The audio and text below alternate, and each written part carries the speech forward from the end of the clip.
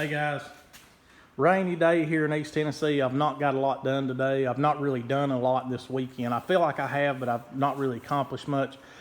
I did get this truck buffed. You can see I'm holding this bottle. This is 3M Perfected. I've used this a lot in the past. I haven't buffed one in a long time. It's a lot of work. You know, people don't realize the work that goes into buffing an entire truck, especially when it's 35-year-old paint like this one. It's a lot of work.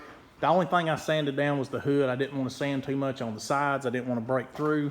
And I actually took some of the compound on a rag in a few spots, and it looked really good just doing the compound. So that's what I've done. I just used the compound. Again, I will explain this one more time. I did in my last video in case you didn't see the last video. This is a 3-stage system. You can see one and the white colored top. So here's your number 1 pad. You can see what buffing one does.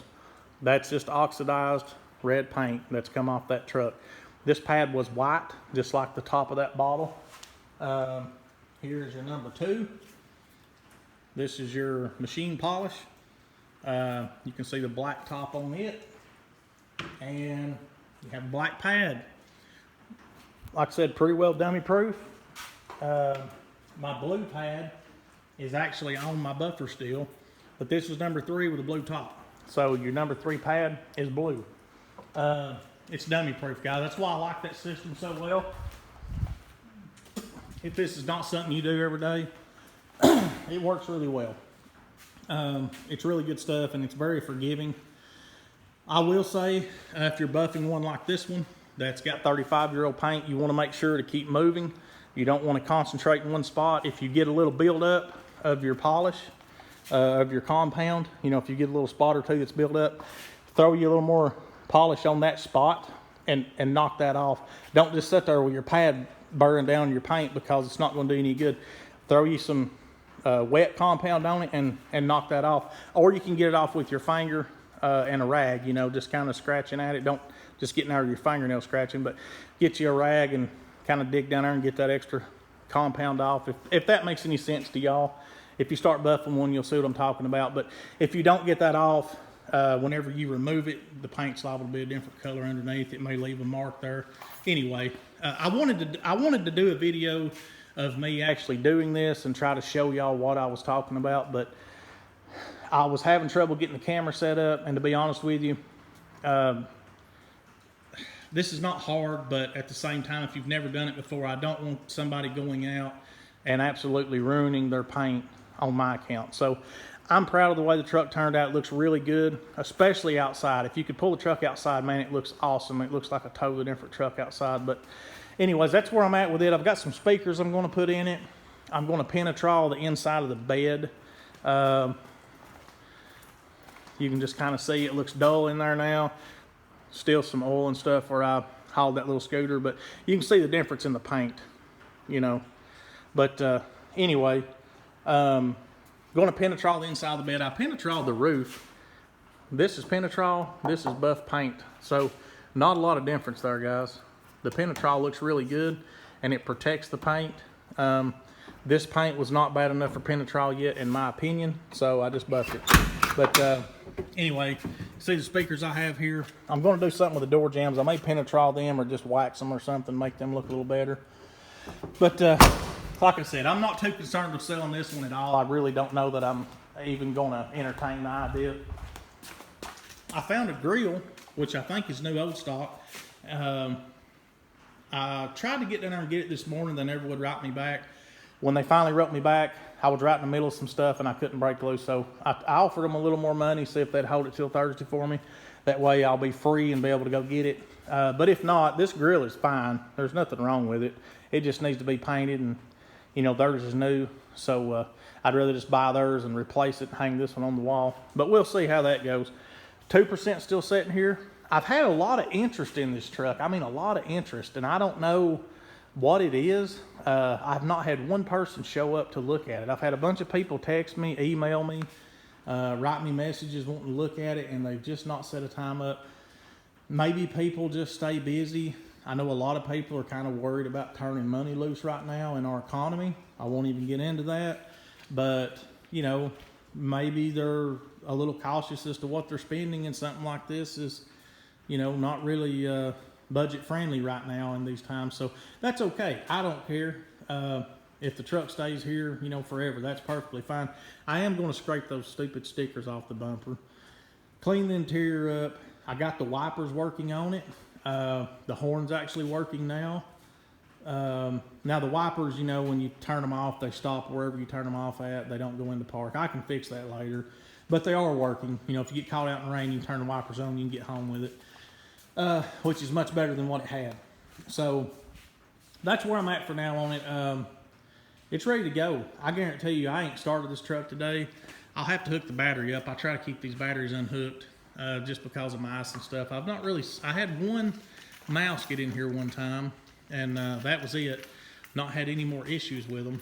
But anyway, I'm not going to start the truck right now. I was just thinking about it, but I'm not going to, because it's going to, of course, you know, you're going to smell it here in the garage, and I got a few other things to do after this video. So anyway, 2% still here. I would still sell it, but it's fixing to come off the market, especially by this weekend. If I still have it by this weekend, I'm not going to sell it. It's going to go to the rod run, and it's going to be more money. The truck's well worth what I'm asking. You know, and again, I don't care if I sell it or not. It's got a home. This truck will be a lot of fun for me this winter. There's a lot of stuff I'd still like to do to this one. Lower it, put my wheels and stuff on it. I don't know if I'd go with the gray torque thrust or the, you know, the salt flats, whatever. Something with gray though. I definitely want to do something with gray. Maybe paint the grill. Maybe get another bumper. I'd like to get a sport bumper for this one and this one. May even throughout the winter go ahead and put the air conditioning on this truck.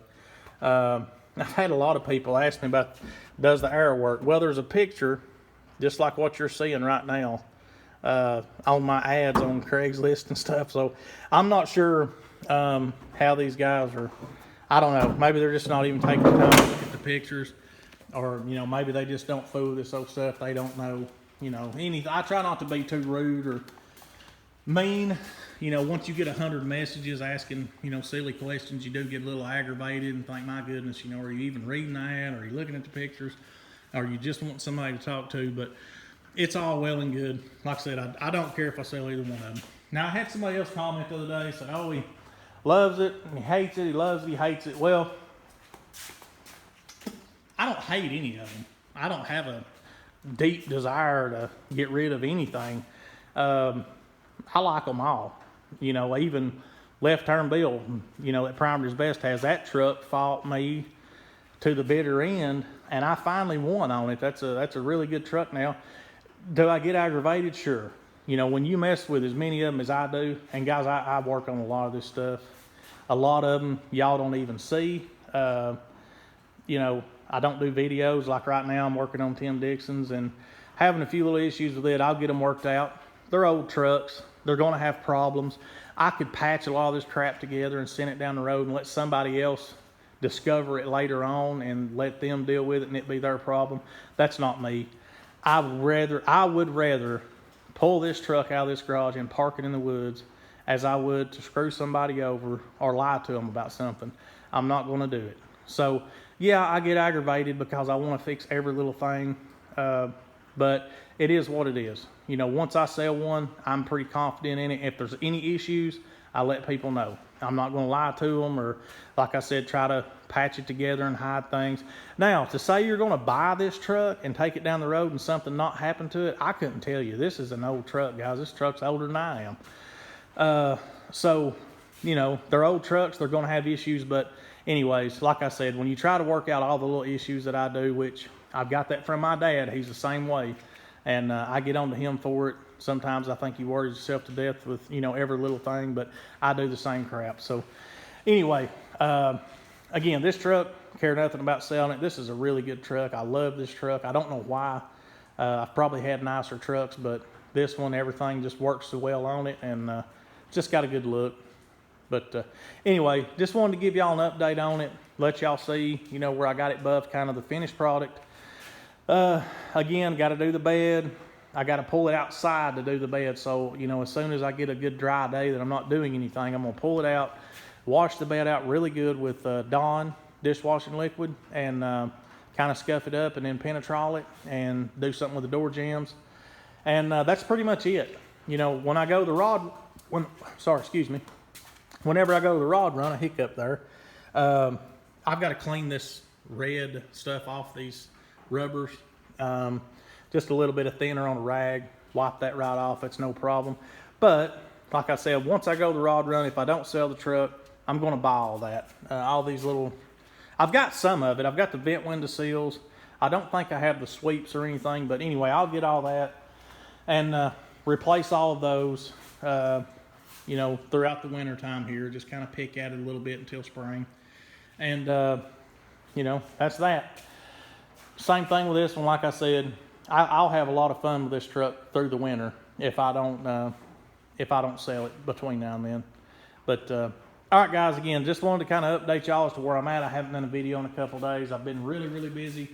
Still have a lot to do, but that's life. All right, maybe I'll do another video in a day or two. Again, if I get a dry day, maybe I can do a video on Tim's truck once I get everything buttoned down on it. It kind of sprung a water leak on me while I was test driving it, so got to resolve that, and then another little issue or two, and then hopefully get that one back to him. All right, guys, we'll catch you later.